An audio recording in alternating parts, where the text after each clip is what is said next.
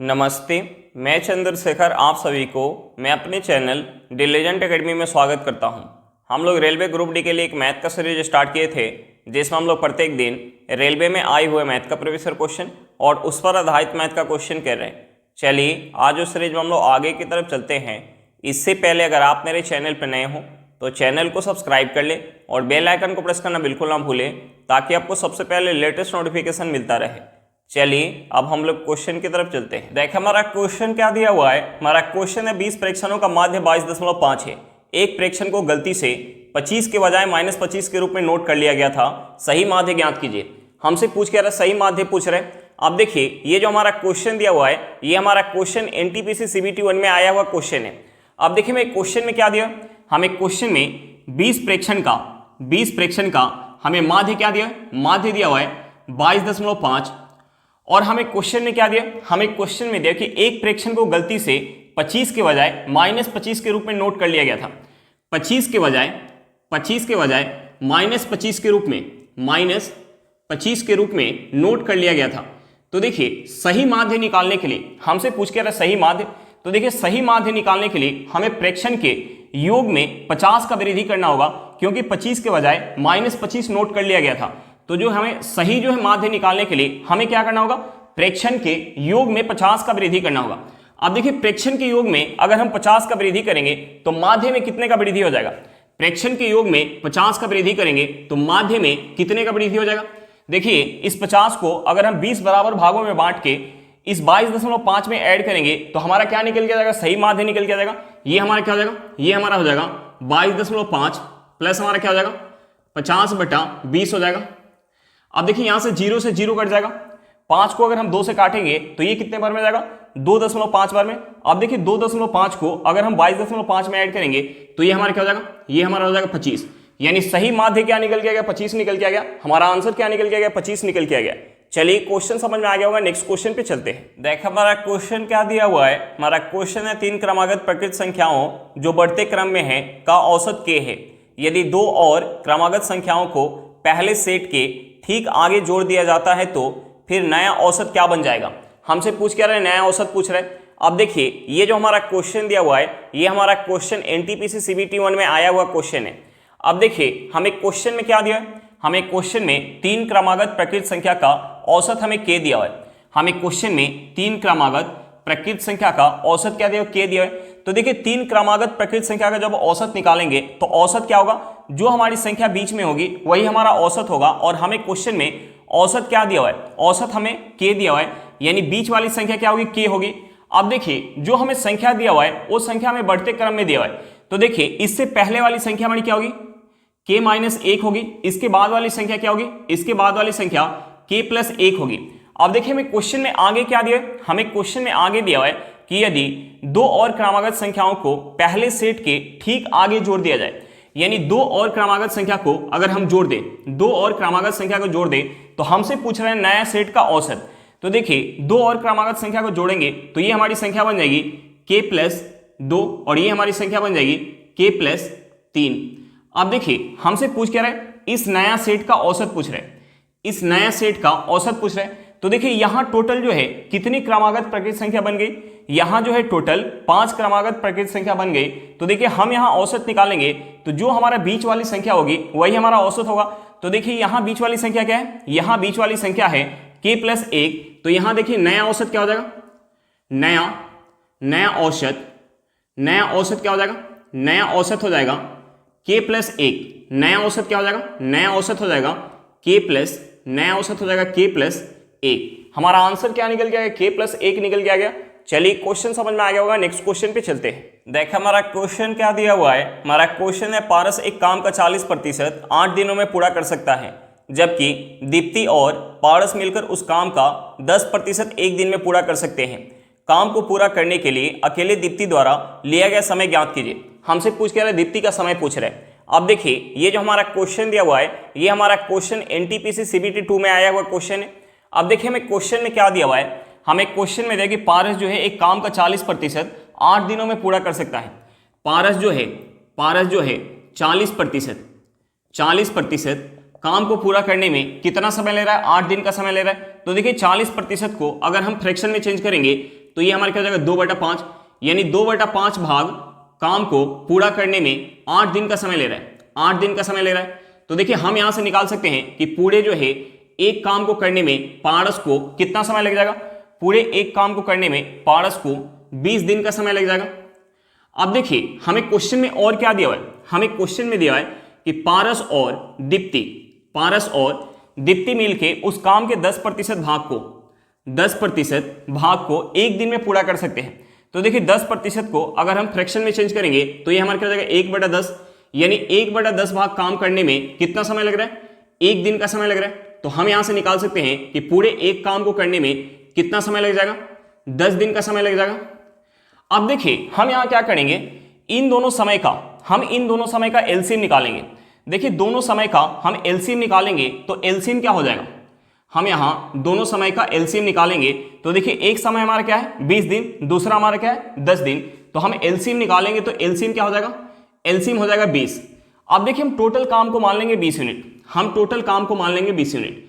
अब देखिए 20 यूनिट काम जब अकेले पारस कर रहा है, तो 20 दिन का समय लग रहा है। और 20 यूनिट काम जब पारस और दीप्ति दोनों साथ में मिलकर कर रहे हैं तो कितना समय लग रहा है, 10 दिन का समय लग रहा है। कितना समय लग रहा है, 10 दिन का समय लग रहा है। तो देखिए यहां से हम इनका इफिशियंसी निकाल सकते हैं। अब देखिए पारस जो है 20 दिन में 20 यूनिट काम कर रहा है तो एक दिन में कितना काम कर रहा होगा, एक दिन में 1 यूनिट काम कर रहा होगा। और पारस और दीप्ति 10 दिन में 20 यूनिट काम कर रहे हैं तो एक दिन में कितना काम कर रहे होंगे, एक दिन में 2 यूनिट काम कर रहे होंगे।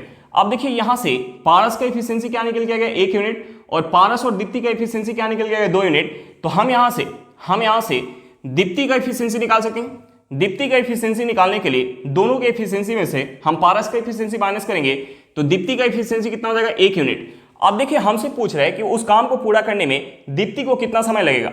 तो देखिए दीप्ति का इफिशियंसी क्या निकल के आ गया, 1 यूनिट। तो देखिए 1 यूनिट इफिशियंसी के साथ 20 यूनिट काम करने में कितना समय लग जाएगा, 20 दिन का समय लग जाएगा। हमारा आंसर क्या निकल के आ गया, हमारा आंसर निकल के आ गया कि उस काम को अकेले दीप्ति जो है 20 दिन में पूरा कर सकती है। चलिए क्वेश्चन समझ में आ गया होगा, नेक्स्ट क्वेश्चन पे चलते हैं। क्वेश्चन क्या दिया हुआ है, हमारा क्वेश्चन है ए अकेला किसी कार्य को 39 दिनों में कर सकता है जबकि बी अकेला उसे 52 दिनों में कर सकता है। दोनों एक साथ कार्य करना शुरू करते हैं लेकिन कार्य समाप्त होने से 3 दिन पहले ए कार्य छोड़ देता है। दोनों ने एक साथ कितने दिनों तक कार्य किया। अब देखिए ये जो हमारा क्वेश्चन दिया हुआ है ये हमारा क्वेश्चन एनटीपीसी सीबीटी 1 में आया हुआ क्वेश्चन है। अब देखिए हमें क्वेश्चन में क्या दिया हुआ है, हमें क्वेश्चन में दिया कि ए जो है किसी कार्य को 39 दिनों में अकेले कर सकता है और बी जो है उसे अकेले 52 दिनों में कर सकता है। तो देखिए हम यहां सबसे पहले क्या करेंगे, इन दोनों समय का एलसीएम निकालेंगे। अब देखिए 39 और 52 का हम एलसीएम निकालेंगे तो एलसीएम क्या हो जाएगा, एलसीएम हो जाएगा 156। तो देखिए हम यहां कुल काम को मान लेते हैं 156 यूनिट, हम यहां कुल काम को मान लेते हैं 156 यूनिट। अब देखिए 156 यूनिट काम जब अकेले ए कर रहा है तो कितना समय लग रहा है, 39 दिन का समय लग रहा है। और जब अकेले बी कर रहा है तो कितना समय लग रहा है, 52 दिन का समय लग रहा है। अब देखिए यहां से हम इन दोनों का इफिशियंसी निकाल सकते हैं। अब देखिए ए जो है 39 दिन में 156 यूनिट काम कर रहा है तो एक दिन में कितना काम कर रहा होगा, 4 यूनिट काम कर रहा होगा। और बी जो है 52 दिन में 156 यूनिट काम कर रहा है तो एक दिन में कितना काम कर रहा होगा, 3 यूनिट काम कर रहा होगा। अब देखिए यहां से दोनों का इफिशियंसी निकल के आ गया और हमें क्वेश्चन में आगे क्या दिया है कि एक साथ कार्य करना शुरू करते हैं लेकिन कार्य समाप्त होने से 3 दिन पहले एक कार्य छोड़ देता है। तो हमसे पूछ रहा है कि दोनों जो है एक साथ कितने दिनों तक काम किए हैं। तो देखिए ए जो है कार्य समाप्त होने से 3 दिन पहले कार्य छोड़ दे रहा है तो देखिए बी जो है उस 3 दिन के लिए अकेले काम किया होगा।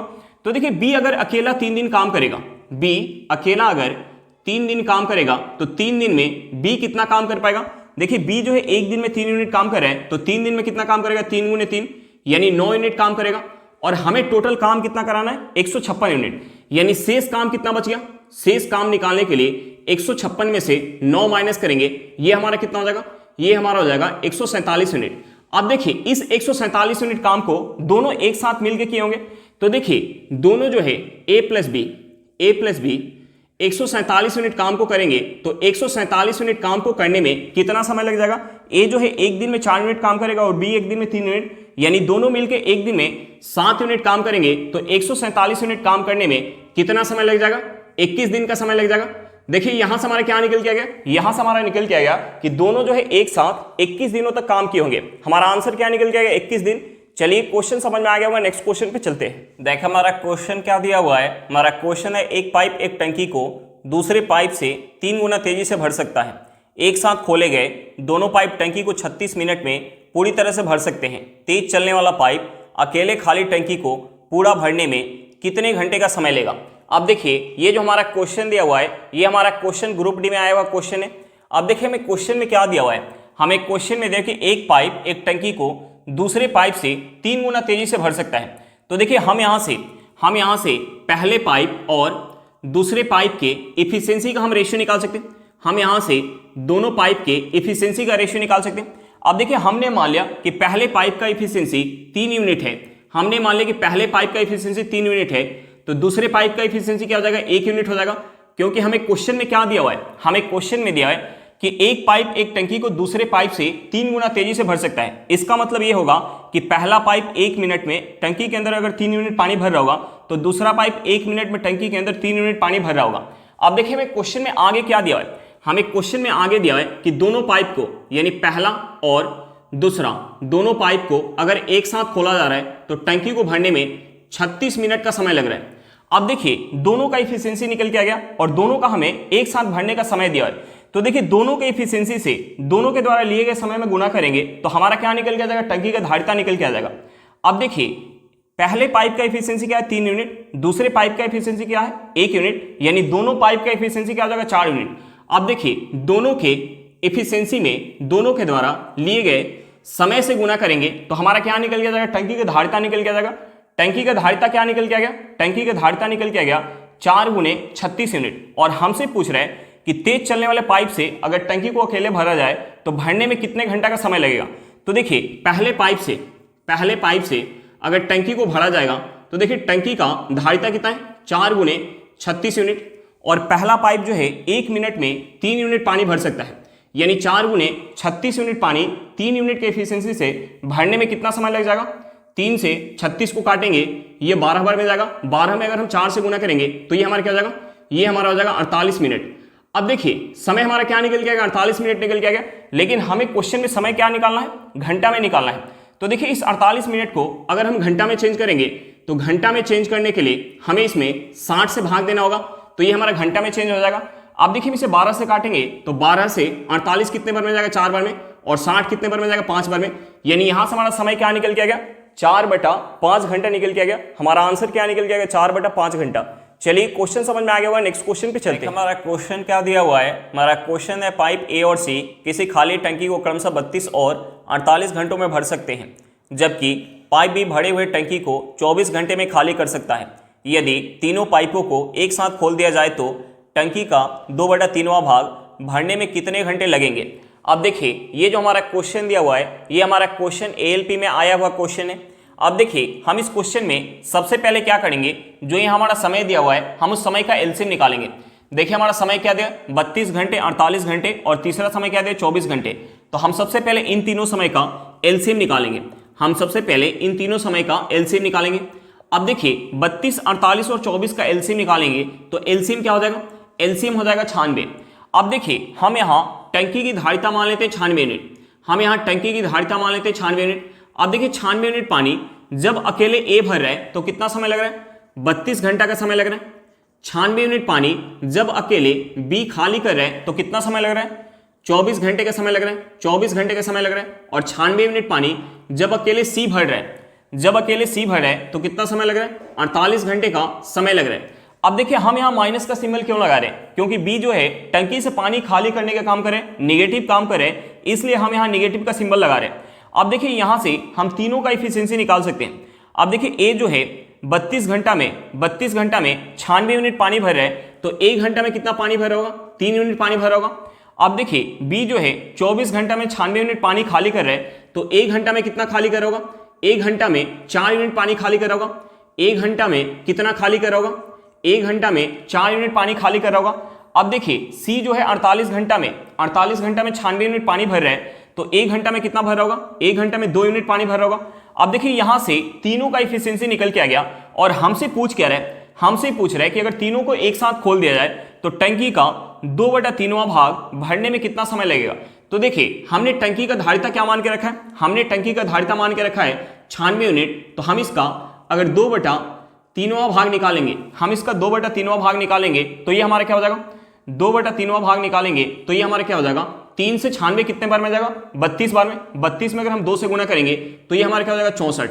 यानी हमें जो है 64 यूनिट पानी भरना है, हमें 64 यूनिट पानी भरना है। अब देखिए तीनों को अगर एक साथ खोल देंगे तो ए जो है 1 घंटा में 3 यूनिट पानी भरेगा, बी जो है 1 घंटा में 4 यूनिट पानी खाली करेगा, और सी जो है 1 घंटा में 2 यूनिट पानी भरेगा। तो देखिए ए और सी दोनों मिलके 1 घंटा में कितना पानी भरेंगे, 5 यूनिट पानी भरेंगे, जिसमें से बी जो है 4 यूनिट पानी खाली कर देगा। यानी टोटल जो है 1 घंटा में तीनों को एक साथ खोलने से कितना पानी भर पाएगा, 1 यूनिट। अब देखिए तीनों को एक साथ खोलने पर 1 घंटा में 1 यूनिट पानी भर रहा है, तो 64 यूनिट पानी भरने में कितना समय लग जाएगा, 64 घंटा का समय लग जाएगा। हमारा आंसर क्या निकल के आएगा, 64 घंटा निकल के आ गया। चलिए क्वेश्चन समझ में आ गया होगा, नेक्स्ट क्वेश्चन पे चलते हैं। देखा हमारा क्वेश्चन क्या दिया हुआ है, हमारा क्वेश्चन है जूली 18 सेकंड में 140 मीटर की दूरी तय कर सकती है। दी गई चाल से जूली 1 घंटे में कितनी दूरी तय कर सकती है। अब देखिए ये जो हमारा क्वेश्चन दिया हुआ है, ये हमारा क्वेश्चन एनटीपीसी सीबीटी 2 में आया हुआ क्वेश्चन है। अब देखिए हमें क्वेश्चन में टाइम क्या दिया, हमें क्वेश्चन में टाइम दिया हुआ है 18 सेकेंड। हमें टाइम क्या दिया, हमें टाइम दिया हुआ है 18 सेकेंड, और हमें क्वेश्चन में दूरी क्या दिया हुआ है, हमें दूरी दिया हुआ है 140 मीटर। यानी 18 सेकेंड में 140 मीटर की दूरी तय करिए। तो देखिए हमें क्वेश्चन में टाइम और दूरी दिया हुआ है, तो हम यहाँ से स्पीड निकाल सकते हैं, हम यहाँ से स्पीड निकाल सकते हैं। स्पीड निकालने के लिए हम क्या करेंगे, दूरी में समय से भाग देंगे, तो यहाँ से स्पीड क्या हो जाएगा, यहाँ से स्पीड हो जाएगा 40/18 मीटर पर सेकेंड, मीटर पर सेकेंड। अब देखिए स्पीड हमारा मीटर पर सेकेंड में निकल के आ गया, तो देखिए हम इस स्पीड को किलोमीटर पर घंटा में चेंज कर लेते हैं। देखिए किलोमीटर पर घंटा में चेंज करने के लिए हम क्या करेंगे, हम इसमें गुना करेंगे, 18/5 से, हम इसमें गुना करेंगे 18/5 से, तो ये हमारा चेंज हो जाएगा किलोमीटर पर घंटा में। अब देखिए यहाँ से हमारा 18 से 18 कट जाएगा, 5 से अगर हम इसे काटेंगे 140 को, तो ये कितने बार में जाएगा, ये चला जाएगा 2 बार में, हाथ में क्या 4, ये हमारा हो जाएगा 40, 40 जाएगा 5 से 8 बार में। यहाँ से हमारा क्या निकल के आ गया, यहाँ से हमारा निकल के आ गया 28 किलोमीटर पर घंटा। स्पीड क्या निकल के आ गया, स्पीड निकल के आ गया 28 किलोमीटर पर घंटा, और हमसे पूछ रहा है कि 1 घंटा में वह कितना दूरी तय कर सकती है। तो देखिए स्पीड हमारा क्या निकल के आ गया, स्पीड हमारा निकल के आ गया, स्पीड निकल के आ गया 28 किलोमीटर, स्पीड निकल के आ गया 28 किलोमीटर पर घंटा, और हमसे पूछ रहा है कि 1 घंटा में कितना दूरी तय कर सकती है। तो देखिए दूरी निकालने के लिए हम क्या करेंगे, स्पीड में हम टाइम से गुना करेंगे, तो यहां से दूरी क्या हो जाएगा, यहां से दूरी हो जाएगा 28 किलोमीटर, दूरी क्या हो जाएगा 28 किलोमीटर। हमारा आंसर क्या निकल के आ गया, हमारा आंसर निकल के आ गया 28 किलोमीटर। हमारा आंसर क्या निकल के आ गया, 28 किलोमीटर निकल के आ गया। चलिए क्वेश्चन समझ में आ गया होगा, नेक्स्ट क्वेश्चन पे चलते हैं। देखा हमारा क्वेश्चन क्या दिया हुआ है, हमारा क्वेश्चन है एक व्यक्ति साइकिल से 15 किलोमीटर पर घंटे की रफ्तार से छात्रावास से कॉलेज को जाता है और 4.5 मिनट की देरी से पहुंचता है। यदि वो 20 किलोमीटर पर घंटा की रफ्तार से साइकिल चलाता है तो 4.5 मिनट पहले पहुंच जाता है।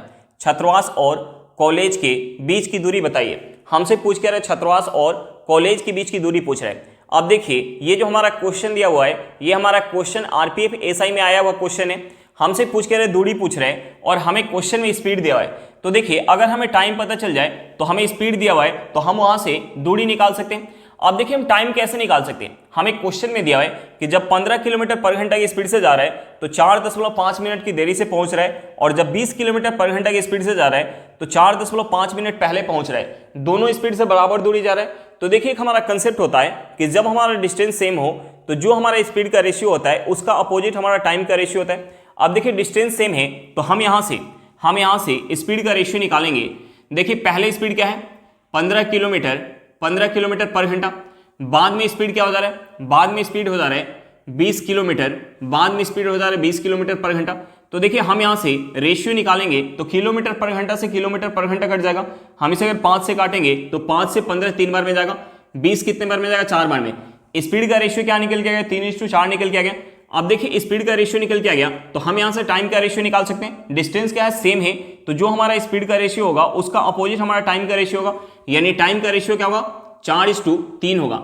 यानी पहले जब 15 किलोमीटर पर घंटा की स्पीड से जा रहा होगा तो 4 यूनिट का समय लग रहा होगा, तो जब 20 किलोमीटर पर घंटा की स्पीड से जा रहा है तो कितना समय लग रहा है 3 यूनिट का समय लग रहा है। तो देखिए पहले की अपेक्षा कितना कम समय लग रहा है, पहले की अपेक्षा 1 यूनिट कम समय लग रहा है, और हमें क्वेश्चन में दिया कि पहले जो है 4.5 मिनट की देरी से पहुंच रहा था जब 15 किलोमीटर पर घंटा की स्पीड से जा रहा था, और जब 20 किलोमीटर पर घंटा की स्पीड से जा रहा है तो 4.5 मिनट पहले पहुंच जा रहा है। यानी पहले की अपेक्षा कितना कम लग रहा है जब 20 किलोमीटर पर घंटा की स्पीड से जा रहा है, 9 मिनट कम लग रहा है। 4.5 प्लस का 4.5 ये हमारा क्या हो जाएगा 9 मिनट, और यहां जो है 1 यूनिट कम समय लग रहा है, यानी इस 1 यूनिट का वैल्यू हमें क्वेश्चन में 9 मिनट दिया है। इस 1 यूनिट का वैल्यू हमें क्वेश्चन में 9 मिनट दिया है।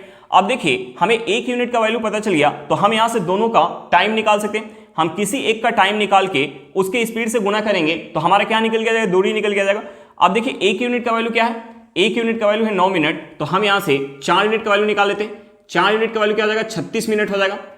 अब देखिए 36 मिनट का समय लग रहा है जब 15 किलोमीटर पर घंटा की स्पीड से जा रहा है, तो हम यहां से डिस्टेंस निकाल सकते हैं। डिस्टेंस निकालने के लिए हम क्या करेंगे, डिस्टेंस निकालने के लिए हम स्पीड में हम गुना करेंगे, स्पीड में गुना करेंगे टाइम से।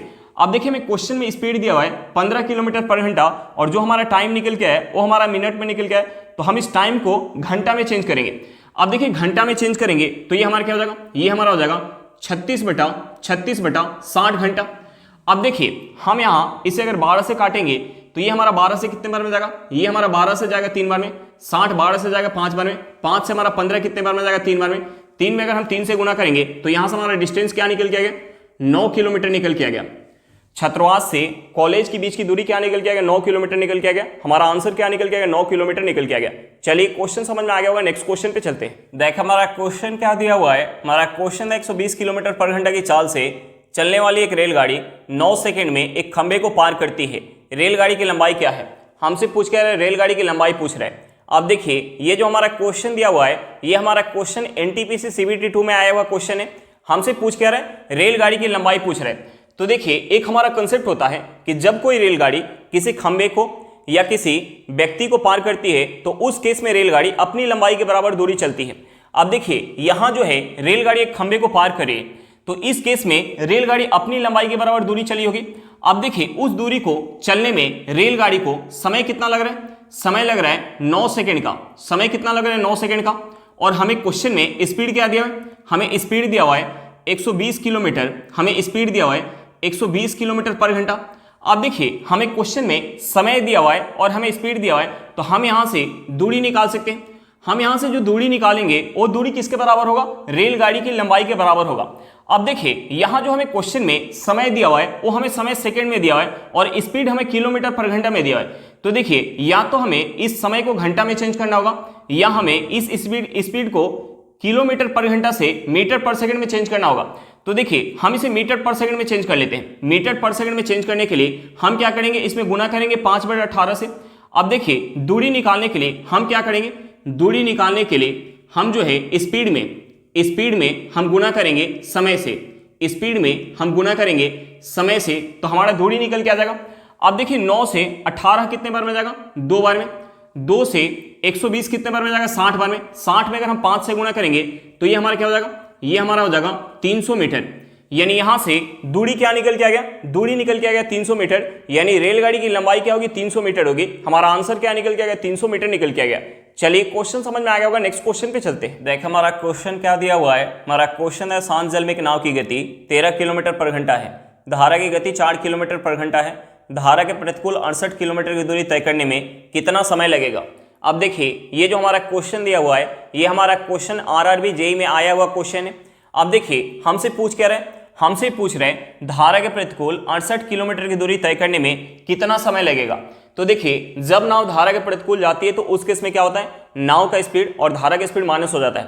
तो देखिए हम यहाँ धारा के प्रतिकूल का स्पीड निकालेंगे तो धारा के प्रतिकूल का स्पीड क्या हो जाएगा, नाव का स्पीड क्या है 13 किलोमीटर पर घंटा, माइनस क्या हो जाएगा धारा का स्पीड क्या है 4 किलोमीटर पर घंटा। हम यहाँ माइनस करेंगे तो यहाँ से हमारा क्या हो जाएगा, यहाँ से हमारा हो जाएगा 9 किलोमीटर पर घंटा। अब देखिए धारा के प्रतिकूल स्पीड क्या निकल के आ गया, धारा के प्रतिकूल स्पीड निकल के आ गया 9 किलोमीटर पर घंटा। और हमें क्वेश्चन में दूरी कितना दिया, हमें क्वेश्चन में दूरी दिया हुआ है 68 किलोमीटर। दूरी कितना दिया, 68 किलोमीटर। अब देखिए हमें स्पीड पता है और हमें क्वेश्चन में दूरी दिया हुआ है तो हम यहाँ से समय निकाल सकते हैं। समय निकालने के लिए हम क्या करेंगे, समय निकालने के लिए दूरी में हम स्पीड से भाग देंगे तो हमारा समय निकल के आ जाएगा। यहां से हमारा समय क्या निकल के आएगा, 68/9 घंटा। हम इसे क्या लिख सकते हैं, 963, यानी 7 से ही 5/9 घंटा। हमारा आंसर क्या निकल के आएगा, 7 से ही 5/9 घंटा।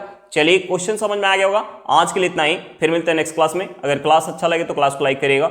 अगर आप मेरे चैनल पर नए हो तो चैनल को सब्सक्राइब करिएगा और क्लास को अपने दोस्तों के साथ शेयर करना बिल्कुल मत भूलिएगा। चलिए बाय बाय।